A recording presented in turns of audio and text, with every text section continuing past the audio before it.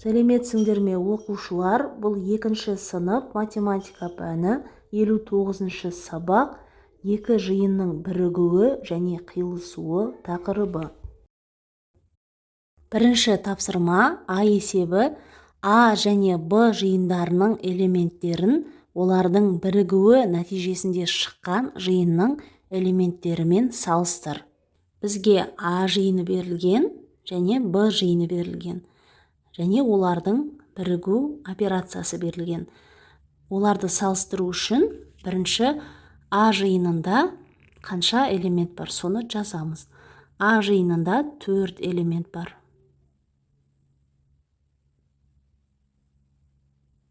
Ал Б жиынында 3 элемент.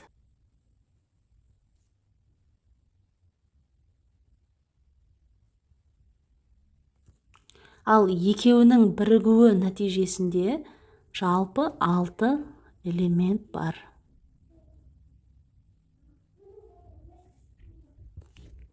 Енді осыларды салыстырамыз. А жиынында 4 элемент, ал олардың бірігуі нәтижесінде 6 элемент пайда болды. 4 пен 6-ны салыстырғанда 6 артық. Енді Б жиынында 3 элемент, олардың бірігуі нәтижесінде 6 элемент болды.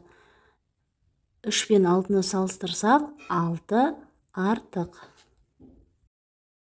Ә есебі С мен Е жиындары элементтерінің санын олардың қиылысуы нәтижесінде шыққан жиынның элементтер санымен салыстыр. Не байқадың? Бізге С жиыны берілген және Е жиыны берілген. Және олардың қиылысуы берілген. Бірінші С жиынның элементтерін жазамыз. С жиынында 4 элемент бар.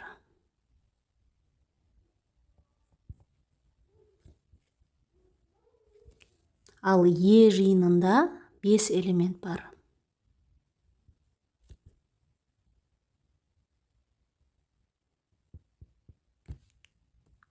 Және олардың қиылысу нәтижесінде пайда болған элементтер саны 2. 2 элемент. Енді осыларды салыстырамыз. С жиынында 4 элемент, ал екеуінің қиылысу нәтижесінде 2 элемент бар. Ал Е жиынында 5 элемент, ал олардың қиылысу нәтижесінде 2 элемент пайда болды.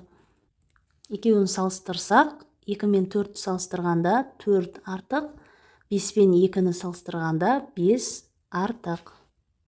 Екінші тапсырма Е және К жиындарының бірігуі мен қиылысуының нәтижесінде шыққан жиындардың элементтерін жаз. Е жиыны 23-тен артық, 28-ден кем сандар жиыны. Жазамыз. Е жиыны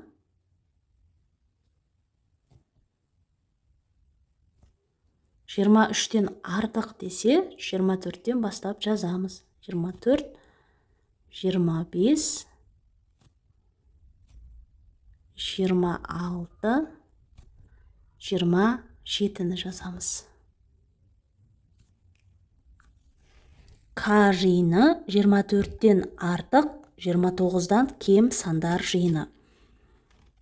К жиыны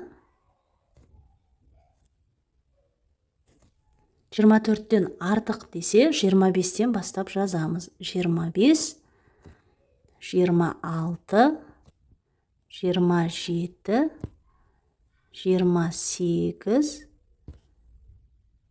28-бен аяқтаймыз. Бірінші Е мен К жиындарының бірігуін жазамыз. Е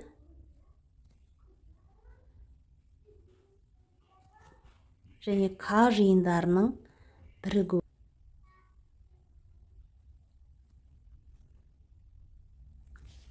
Е және К жиындарының бірігуі дегеніміз екеуіндегі барлық элементтерді жазамыз. Бірақ екеуінде де бар элемент болса, мысалы 25, оның тек біреуін ғана жазамыз. Сонда 24-ті жазамыз. 25 екеуінде де бар, тек біреуін жазамыз. 26 екеуінде де бар, біреуін жазамыз. 27 екеуінде де бар, біреуін жазамыз. Және 28-ді жазамыз.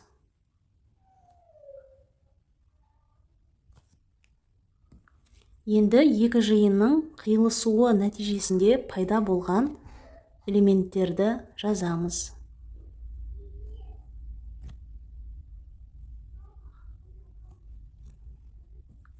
Қиылысуы нәтижесінде пайда болған элементтер ол екі жиында да кездесетін элементтер. Бірінші, 24 екі жиында да кездеспейді, оны жазбаймыз. 25-тен бастап жазамыз. 25, 26 екеуінде де бар. Және 27. 28-ді жазбаймыз. Үшінші тапсырма, менің достарым Қазақстанның көрікті жерлерінде болғандарын айтты. Олардың бірнешеуі Марқакөл көлінде болса, енді бірі Қайыңды көлін тамашалаған. Диаграммалар бойынша өзің сұрақтар ойлап тап, оларға жауап бер. Бізге диаграмма берілген. Бірінші диаграммада Марқакөл көліне барған балалардың есімдері берілген. Марқакөл көліне Айжан, Бейбіт, Серік, Ермек, Әли, Баян барған екен. Ал екінші диаграммада Қайыңды көліне барған балалардың есімдері жазылған. Қайыңды көліне барған балалар Жансая, Мәдина, Әділет, Әлия, Баян барған екен. Енді диаграммалар бойынша сұрақтар қоямыз және оларға жауап береміз. Бірінші, Марқакөл көліне кімдер барды деп сұрақ қойсақ болады. Жауабы, Марқакөл көліне Айжан барды.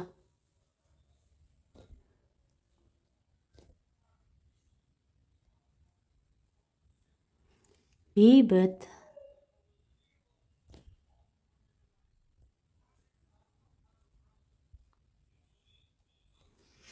Серік,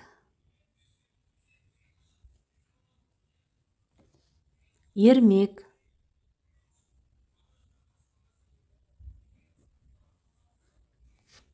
Әли және Баян барды.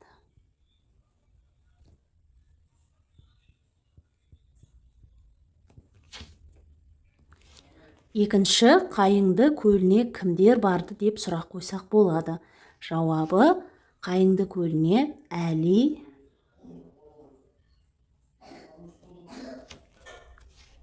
Баян,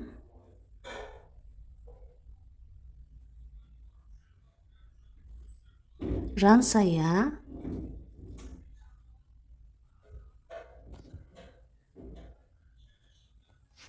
Мәдина,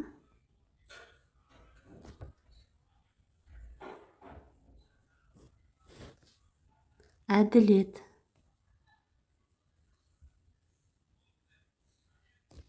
Келесі сұраққа Марқакөл көліне де, Қайыңды көліне де кімдер барды деген сұрақ қоюға болады. Екі жаққа да барған балалар Әли мен Баян, жазамыз. Әли және Баян.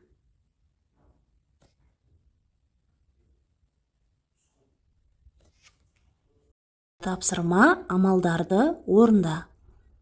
3 тәулік азайту жақша ішінде 48 сағат, азайту 24 сағат. Бірінші жақшаның ішін орындаймыз. 48 сағаттан 24 сағатты азайтқанда 24 сағат болады. Енді жазамыз. 3 тәулік дегеніміз 72 сағат болады.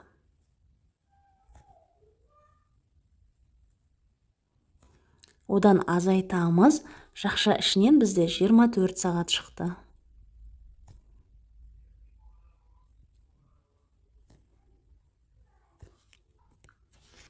Жетпіс екі сағаттан 24 сағатты азайтқанда 48 сағат болады.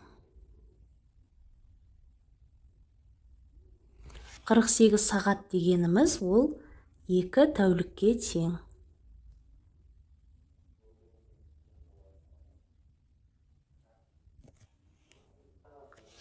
Келесі 20 сағат қосу жақша ішінде 18 сағат, азайту 5 сағат. Бірінші жақшаның ішін орындаймыз. 18-ден 5-ті азайтқанда 13 сағат болады. Енді 20 сағат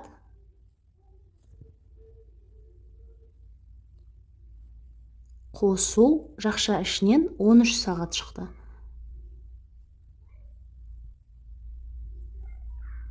Жиырма сағатқа 13 сағатты қоссақ, 33 сағат болады.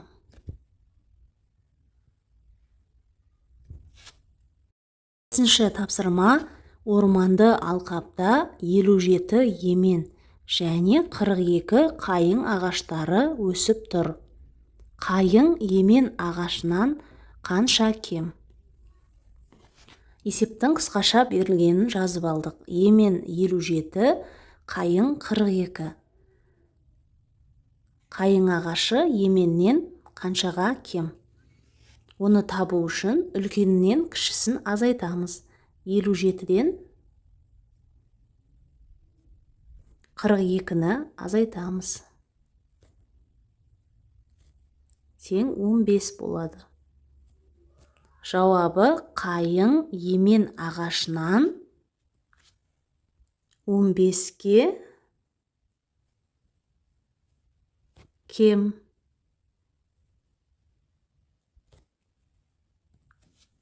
Осы есепті құрама есепке айналдыр және оны шығар. Мынадай құрама есеп құрастырсақ болады. Қайың 42, емен белгісіз, бірақ қайыңнан 15-і артық. Бізге орманда алқапта барлығы неше ағаш өсіп тұр, соны табу керек. Ол үшін бірінші еменнің санын анықтап аламыз. Оны анықтау үшін қайыңның санына 42-ге қосамыз 15-ті. Сонда 57 болады. Бұл бізде еменнің саны. Ал енді барлық ағашты табу үшін қайыңның санына еменнің санын қосамыз. 42-ге 57-ні қосқанда 99 болады. Жауабы: орманды алқапта барлығы 99 ағаш өсіп тұр.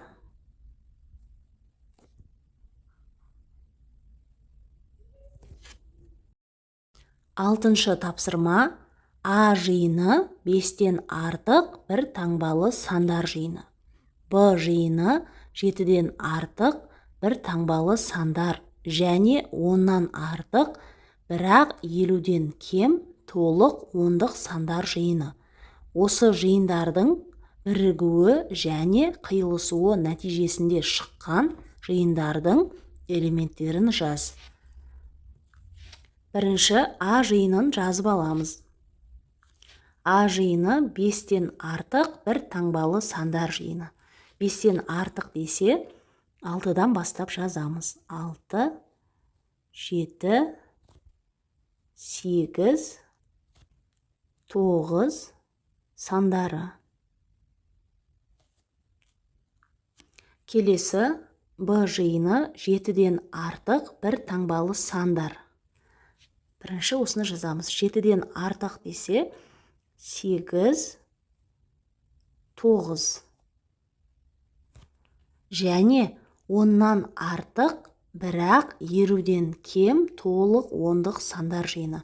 Толық ондық сандар дегеніміз 0-мен аяқталатын сандар. 10-нан артық десе 20-дан бастаймыз. 20, 30 және 50-ден кем дегесін 40-қа дейін ғана жазамыз. Осы сандар. Енді осы жиындардың бірігуі және қиылысуы нәтижесінде шыққан жиындардың элементтерін жаз. Бірінші, бірігуі нәтижесінде шыққан элементтерді жазамыз. Бірігуі дегеніміз ол барлық элементтерді жазып шығамыз. Егер қайталанатын болса, мысалға 8 екі жиында да бар, оның тек біреуін жазамыз. Сонда 6, 7, 8 екі жиында да бар, біреуін ғана жазамыз. 9 екеуінде де бар, біреуін жазамыз. Одан кейін 20, 30, 40. Енді А және Б жиындарының қиылысуы нәтижесінде шыққан элементтер, оларға екеуінде де кездесетін элементтерді жазамыз. Мысалға 8 саны екі жиында да кездесіп тұр. Және 9 саны. Осыларды жазамыз. 8 және 9.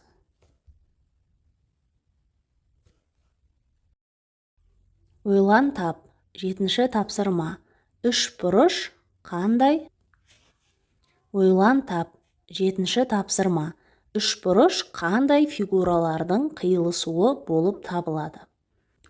Бізге берілгені мынадай.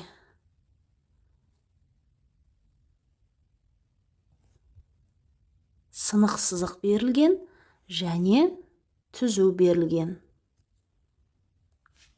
Мынау сынық сызық.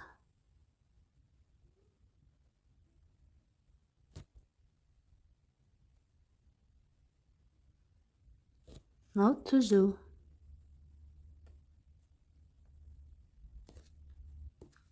Сұрақ: үш бұрыш қандай фигуралардың қиылысуы болып табылады? Осы екі фигуралардың қиылысуы бізде үш бұрыш болып тұр, мына жерде. Сонда жауабы